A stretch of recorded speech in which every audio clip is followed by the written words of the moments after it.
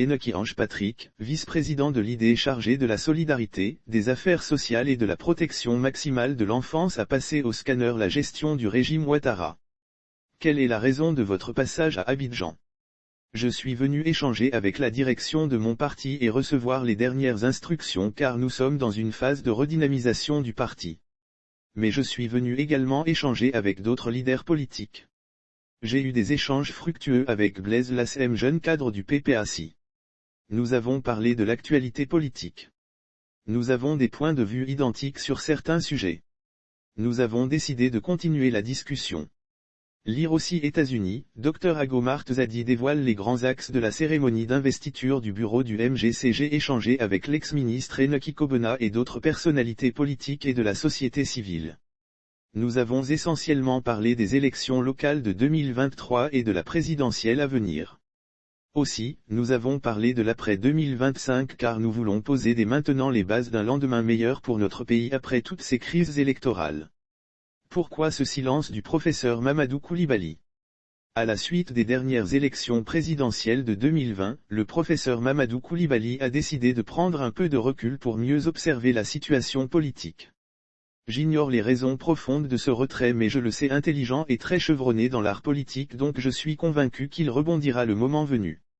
Avec le nouveau président est-ce qu'on peut affirmer que l'idée amorce un nouveau départ? Au lendemain du congrès de juillet 2021, nous avons porté à la tête de notre parti un grand président. Dr Roch Omer Kreidi est un leader efficace. Il a beaucoup appris auprès du professeur Mamadou Koulibaly. Le président Roch a su tendre la main à tous les camarades pour relancer la machine l'idée. Mieux, il a ouvert le dialogue avec d'autres formations politiques pour montrer l'ouverture d'esprit de notre parti. Nous sommes dans une bonne dynamique.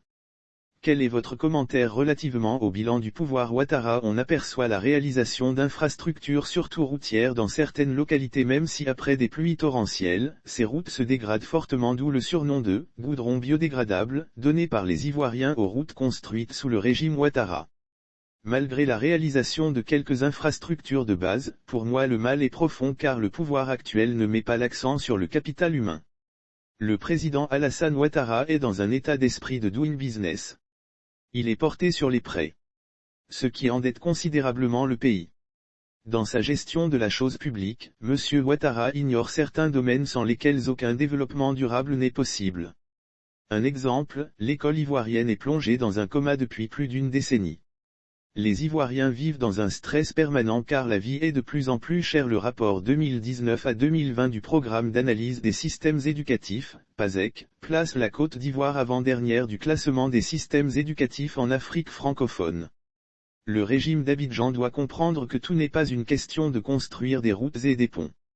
Mais il faut investir dans la formation avec des hommes compétents. Aussi, aujourd'hui, les Ivoiriens vivent dans un stress permanent car la vie est de plus en plus chère. Il faut repenser la politique en Côte d'Ivoire.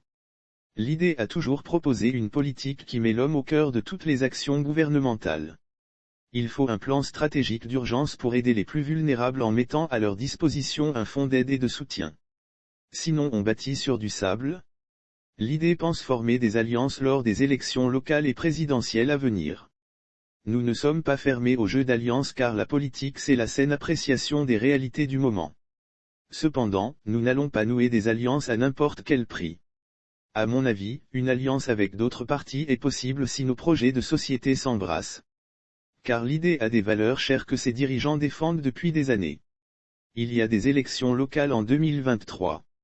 L'idée est prêt à participer. Notre parti et nos cadres sont prêts comme toujours. Le moment venu la direction du parti se prononcera sur la question. Mais je peux vous rassurer que nous avons des cadres compétents pour défendre valablement notre parti dans plusieurs localités du pays. On peut compter sur vous en politique dans les années à venir. Je suis en politique pour une véritable carrière et je me donne les moyens pour y arriver. Je ne viens pas dans l'arène politique par manque mais je viens pour mieux servir mon pays et les Ivoiriens dans un avenir proche. Dans la région du Moronou d'où je suis originaire, je veux faire quelque chose de bon pour cette région également. C'est juste une question de temps. Votre commentaire relativement à la polémique sur la limitation d'âge pour la présidentielle de 2025. Ce sera beau d'avoir un président jeune au soir du 31 octobre 2025. Mais c'est au peuple de décider d'une limitation d'âge ou pas. Il suffit juste de poser la question aux Ivoiriens par voie référendaire. Car un candidat de 85 ans avec un projet de société innovant et réalisable peut battre un autre de 40 ans. Donc l'âge n'est pas nécessairement le problème. Les gens sont juste fatigués de la caporalisation de la vie politique par ceux qu'on appelle les trois grands, Gbagbo, Bédié et Ouattara. Pour vous, Alassane Ouattara peut briguer un 4e mandat. Vous parlez de 4e mandat. Il y a déjà problème car la constitution ivoirienne limite le nombre de mandats à 2. Le 3e mandat est déjà illégal. À un moment donné, il faut avoir honte et se rappeler de tous ces morts qui ont entaché le passage en force du RHDP pour le 3e mandat. Lire aussi 2 mois après la fin du dialogue politique, la plateforme ADP attend la mise sur pied du cadre de suivi permanent des morts et leurs familles qui réclament toujours justice sans être entendus à l'image du jeune Toussaint décapité dont les assassins sont en liberté.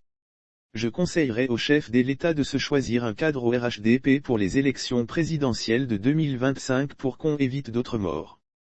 Votre avis sur le dernier gouvernement dit resserré d'Alassane Ouattara et la nomination de son vice-président?